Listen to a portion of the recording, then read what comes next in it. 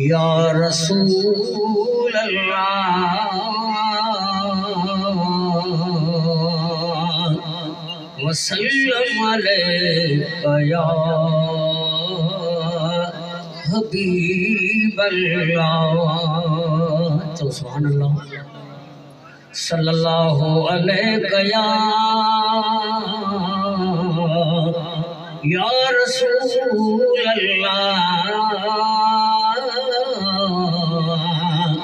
وسلم علیہ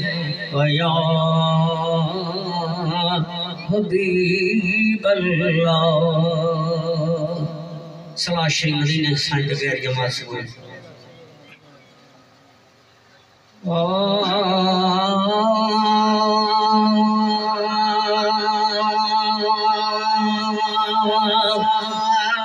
جگہ جگہ چیز آج کوئی جہان آج کا جگہ چیز آج کوئی جہان آج کا جگہ چیز آج کوئی جہان اللہ جل شانو جو وڈو احسان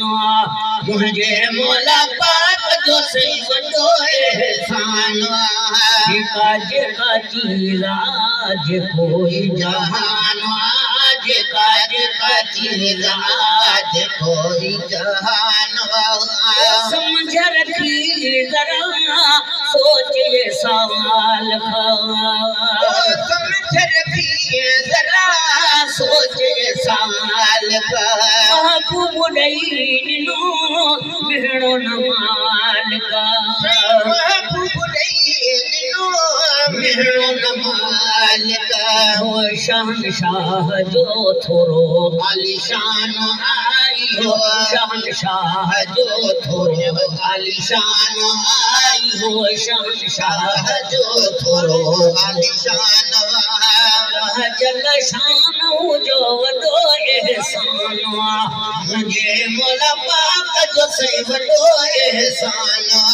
کاج کا چیز آج کوئی جہان آج کاج کا چیز آج کوئی جہان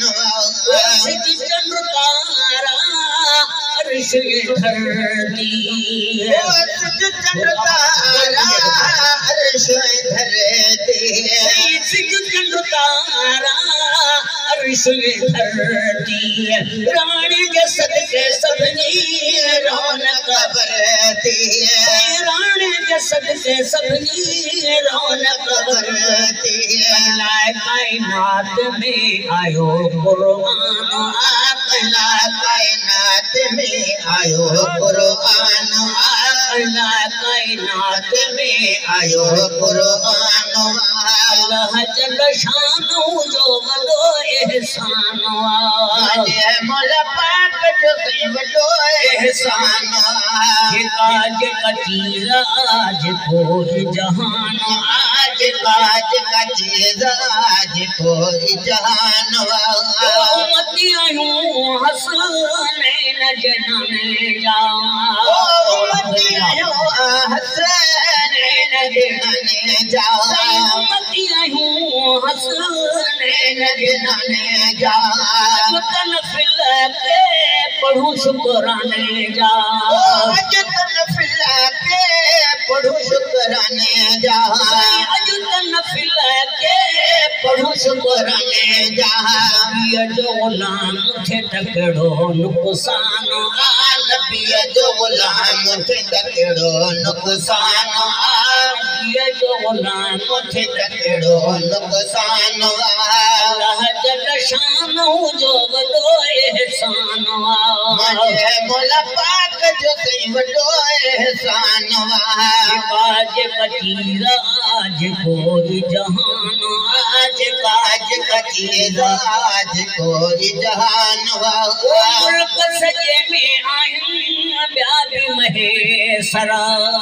ملک سجے میں آئیں بیا بھی مہیسرا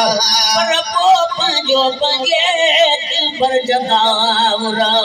ہر کو پنجو پنجے دل پر جداورا سر غلام نبی کہو مدخان مہیسر غلام نبی کہو مدخوان مہیسر غلام نبی کہو مدخوان اللہ جل شانو جو وڈو احسان مولا پاک جو سی وڈو احسان کاج کا چیز آج کوئی جہان آج کاج کا چیز آج کوئی جہان